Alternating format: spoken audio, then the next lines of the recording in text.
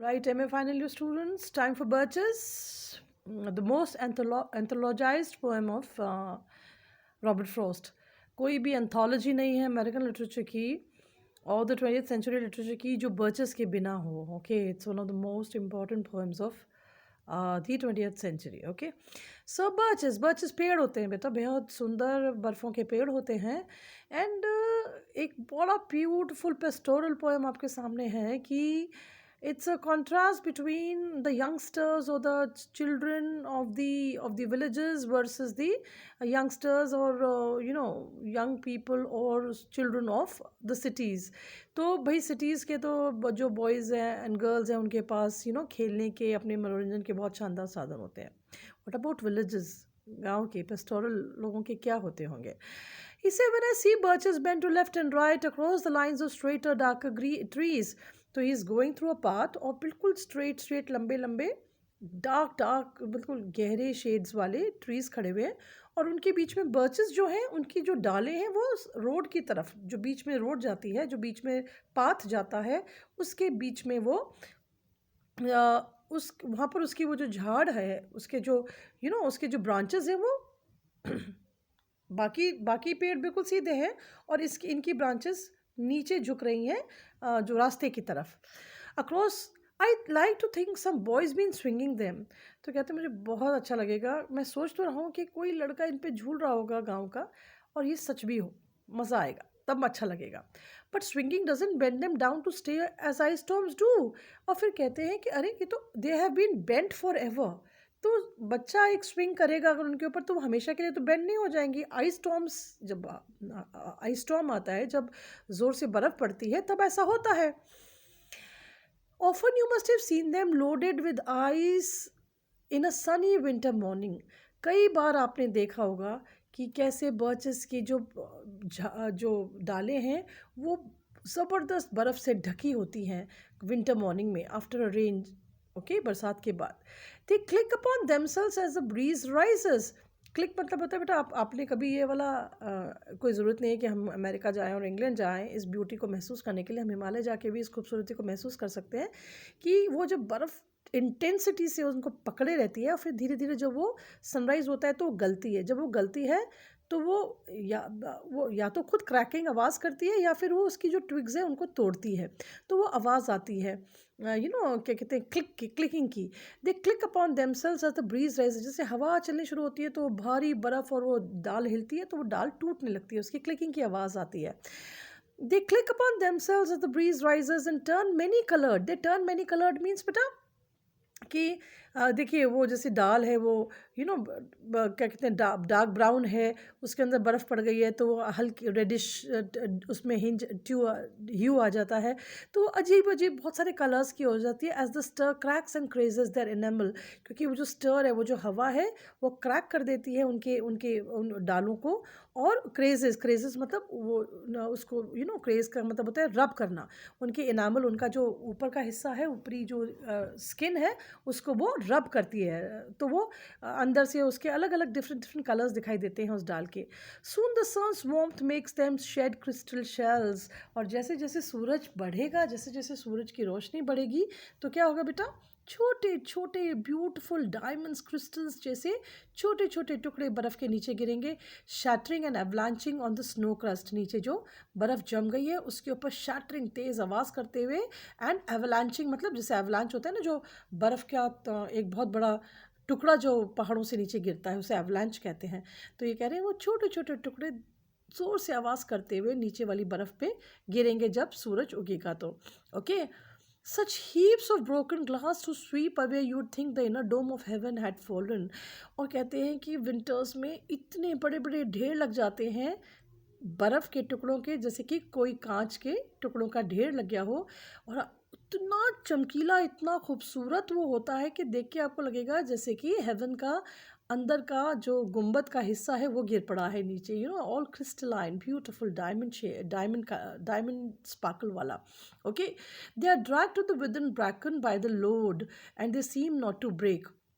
अच्छा, they are dragged to the withered bracken. अच्छा, नीचे जो है वो एक ब्रैकन एक झाड़ होता है जो वो डार्क रस्टी कलर का होता है, वो पूरे में छाया होता है।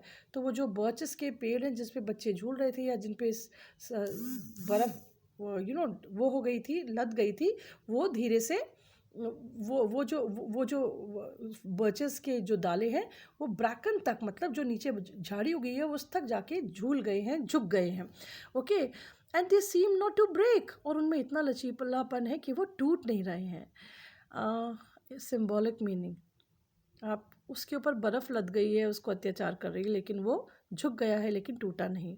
आपके भी जब बुरे दिन आए, झुक जाइए, टूटिए मत। Okay, that's a beautiful message. Though once they are bowed so long low for long, और फिर ये कहते हैं कि एक बार ये जब झुक जाते हैं और बहुत लंबे समय तक झुके रहते हैं, दे नेवर राइट देमसेल्व्स। एक बार जब आप किसी को बहुत बुरी तरह से झुका दोगे ना बेटा, किसी को डिफीट कर दोगे, किसी के साथ अत्याचार करोगे, तो फिर उसके पास क्षमता नहीं होती वापस खड़े होने की। And that's a beautiful thing he says, they never write themselves. एक बार जब उनको बुरी तरह से बर्फ़ झुका देती है ना, उसके बाद वो अपने आप को कभी भी सीधा नहीं कर पाते। Okay, you may see their trunks arching in the woods years afterwards, और जब भी आप जंगल में जाओगे तो कितनी बार आपके रास्ते में वो आर्च, मतलब ऐसे गोल गोल होके झूलते हुए और ज़मीन को छूते हुए नज़र आएंगे सालों साल तक। Trailing their leaves on the ground like girls on hands and knees that throw their hair, और उनकी जो पत्तियां हैं वो ऐसे टच होती रहेंगी ज़मीन पर, जैसे कि उन्होंने एक रस्टिक लड़की का, एक गांव की लड़की को पोर्ट्रे किया है कि वो कैसे अपना सिर अपने दोनों नीज़ के बीच में रख के झुकाए हुए है और अपने बालों को उसने आगे फेंका हुआ है सूखने के लिए, before them over their heads to dry in the sun, ताकि उसके बाल ऐसे बैठी हुई है और अपने घुटनों पे उसने, अपनी नीज़ पे उसने अपने सिर रखा हुआ है और बाल आगे फैलाए हुए हैं ताकि वो सन में सूख जाएं। But I was going to say, when truth broke in with all her matter of fact about the ice storm, मैं आपको बताने ही वाला था इसके बारे में कुछ डिटेल की सच्चाई। ब्रोक इन मतलब एकदम मेरे सामने आ गई। क्या सच्चाई है बेटा? I was with all a matter of fact about the ice storm. Okay, about matter of fact means with all that factuality, the truth has come to me. Okay, about the ice storm, I should have preferred to have some boy bend them as he went out and in to fetch the cows. He says कि सच्चाई तो ये है कि बेचारे snow के लदने के कारण झुक गए, लेकिन मैं चाहता था यही बिलीव करना कि काश ये किसी गांव वाले बच्चे ने खेलते समय जब अपनी गाय चराने जा रहा था इधर से उधर, उसने वो मस्ती में उनके ऊपर झूला होगा और ये झुक गए होंगे। Some boy too far from town to learn baseball. अब ये कॉन्ट्रास्ट है बेटा, शहर के बच्चे क्या खेलते हैं? बेसबॉल खेलते हैं। ओके, उनके वो लोग रिच होते हैं, वो बड़े बड़े क्लब्स के मेंबर्स होते हैं, और ये बच्चा उन सब चीज़ों से बहुत दूर है। Whose only play was what he found himself, और उसका वही खेल है जो उसने वहाँ पर ढूंढ लिया। ओके, अपनी नेचर के साथ, समर और winter and could play alone, और कोई सा भी मौसम हो वो अकेले ये खेल खेल सकता है। उसके वो पेड़ पे झूलने के लिए उसको किसी और की ज़रूरत नहीं है, उसको किसी और फ्रेंड की ज़रूरत नहीं, वो अकेले चाहे समर और विंटर ये अपना खेल खेल सकता है। One by one he subdued his father's trees, और मैं तो ये सोच के बहुत खुश हूँ कि एक एक करके उसने अपने पापा के सारे पेड़ों को झुका दिया, by riding them down over and over again, उनके ऊपर बार बार झूल के। Okay, until he took the stiffness out of them. अब देखिए, गरीब है, बेचारा है, लेकिन ताकतवर है। उसने स्ट्रॉन्ग बर्च के पेड़ पे इतना झूला, इतना झूला, इतना झूला कि सारी उसकी स्टिफनेस अकड़ निकाल दी। ओके, तो आप सिंपल भी हो सकते हैं, आप कमज़ोर भी हो सकते हैं, लेकिन अगर आप चाहें तो बड़े से बड़े दरख्त की, बड़े से बड़े लोगों की, बड़ी से बड़ी सिचुएशंस की को अपने आगे झुका सकते हैं, तोड़ सकते हैं, उसकी स्टिफनेस, उसका घमंड चूर कर सकते हैं।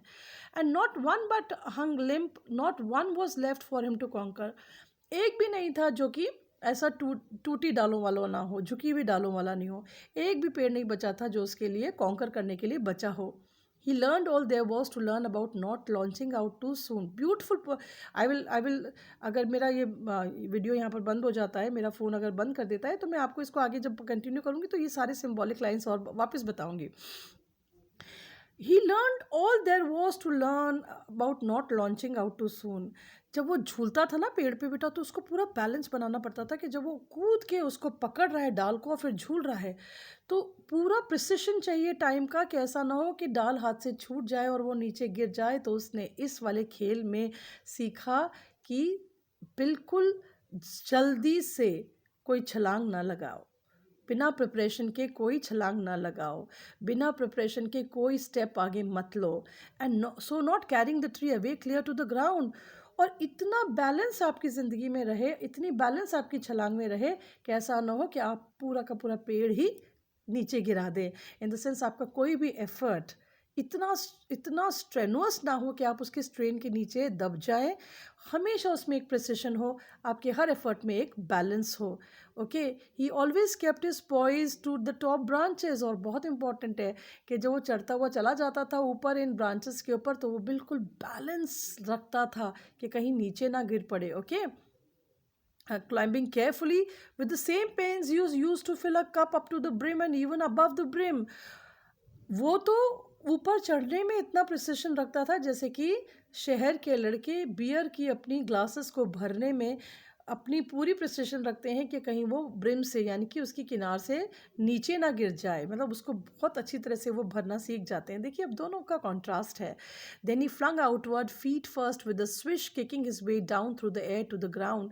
और फिर वो क्या करता था, सबसे ऊपर वाली डाल पे चढ़ के नीचे कूदता था, फीट फर्स्ट अपने पैर आगे करके, विद द स्विश तेज आवाज़ से, kicking his way down through the air to the ground. और अपने दोनों पैरों को ज़ोर ज़ोर से चलाता था और वो ज़मीन पे आके गिरता था। मतलब ये उसका खेल था। So once I was myself a swinger of birches and this is autobiographical बेटा। This is something, this love of pastorality, this is the love of the rural rustic natural life so close to nature. He says एक ज़माने में मैं भी swinger of birches था। अब वो इतने फेमस हो चुके थे। आई थिंक शायद रॉबर्ट फ्रॉस्ट को जितने लिटरेरी अवार्ड्स मिले उतने किसी और राइटर को या पोएट को नहीं मिले। So I dream of going back to be. कहते मैं भी एक ज़माने में वो सिंपल सा लड़का था और वही सपने देखता हूँ कि मैं वापस वही बन के एक बार चला जाऊँ। I will continue. Thank you.